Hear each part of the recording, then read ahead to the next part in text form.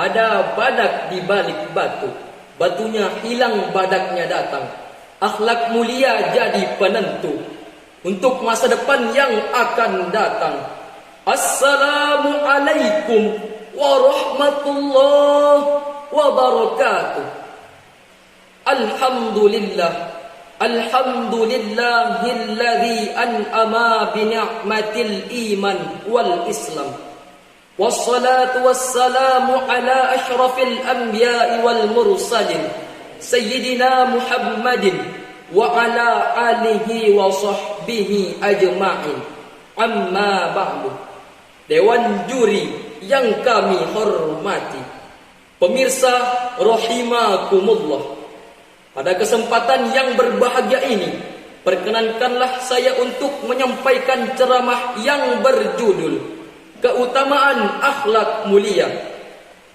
Pemirsa rahimakumullah, Abu A'la Al-Maududi dalam bukunya Ethical View of Islam mengatakan, masalah yang terbesar yang dihadapi manusia sejak pada zaman dahulu hingga saat ini adalah masalah akhlak yang mewabah pada diri kita. Mulai dari kaum kolonial hingga ke generasi milenial. Sekarang coba kita perhatikan masyarakat di sekitar kita. Masih banyak yang terjerumus narkoba, perjudian, perzinaan, dan pencurian hingga pembunuhan. Yang lebih mengkhawatirkan lagi, akhir-akhir ini kita masih mendengarkan betapa akhlak pemuda kita yang masih memilukan dan memalukan hingga mengkhawatirkan bangsa kita yang beradab dan beragama ini. Padahal pemuda adalah aset bangsa yang tak ternilai harganya. Oleh karena itu, ketika kita ingin menjadi manusia yang berkualitas dan berintegritas dan memiliki akhlak yang mulia, solusinya tak lain dan tak bukan, kita harus mencontohi figur Rasulullah sallallahu alaihi wasallam yang tidak berperadaban menjadi manusia yang penuh kesantunan dengan menerapkan metode mengutamakan akhlak mulia sesuai dengan surah Al-Ahzab ayat 21 yang berbunyi, A'udzu billahi minasy syaithanir rajim. Bismillahirrahmanirrahim. Laqad kana lakum fi rasulillahi uswatun hasanah liman kana yarjullaha wal yawmal akhir wa dzakarallaha katsira. Dengan menyebut nama Allah yang Maha Pengasih lagi Maha Penyayang. Sesungguhnya telah ada pada diri Rasulullah suri teladan yang baik bagi mereka yang mencari rahmat Allah dan menunggu kedatangan hari akhir, dan merekalah yang banyak mengingat Allah. Pemirsa rahimakumullah, Rasulullah adalah figur luhur serta contoh yang harus kita ikuti dengan sepenuh hati.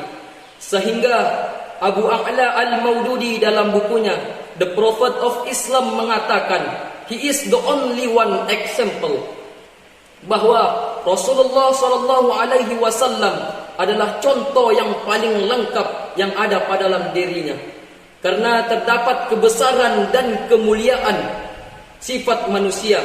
Begitu pentingnya sifat Rasulullah pada saat memimpin, yang lebih mementingkan rakyatnya dan lebih mementingkan akhlakul karimah, sehingga Rasulullah dapat merubah manusia yang dulunya biadab menjadi beradab, yang dulunya berseteru menjadi bersatu, yang dulunya menyembah berhala menjadi Allah Ta'ala. Pemirsa rahimakumullah, Rasulullah sallallahu alaihi wasallam tidak pernah membalas kejelekan dengan kejelekan. Rasulullah dicaci, Rasulullah dimaki, Rasulullah dihina, namun beliau membalasnya dengan senyuman. Subhanallah. Ibaratnya pohon mangga dilempari batu, dibalas dengan buahnya. Subhanallah. Suatu pendapat, Michael Hart menyebutkan dalam bukunya yang berjudul 100 Ranking of the Most Influencing Person in History, bahwa Michael Hart menomorsatukan Rasulullah dari 100 orang yang berpengaruh sepanjang masa, bahwa ini dapat menjadi sebuah pembuktian sabdanya yang berbunyi, innama buistu liutammima makarimal akhlak. Sesungguhnya aku diutus untuk menyempurnakan akhlak. Oleh karena itu, hal yang paling penting, marilah kita senantiasa menjalankan sunnah Rasulullah, mengikuti pribadi beliau. Pribadi yang diperankan oleh beliau adalah sopan, santun, dan bersifat lemah dan lembut. Ketika kita melantunkan selawat, mendengar selawat, kita tidak hanya mendengarkan saja, marilah kita merenungkan kembali bacaan selawat kita, serta merenungkan kembali sosok pemimpin dengan cara membaca selawat Nabi. Ya Habibal Qalbi, Ya Khairal Baraya, Ya Lijita Bil Haqqi, Rasulal Hidayah, Ya Rasulullah, Ya Habiballah. Akhirul kalam, wassalamu alaikum warahmatullahi wabarakatuh.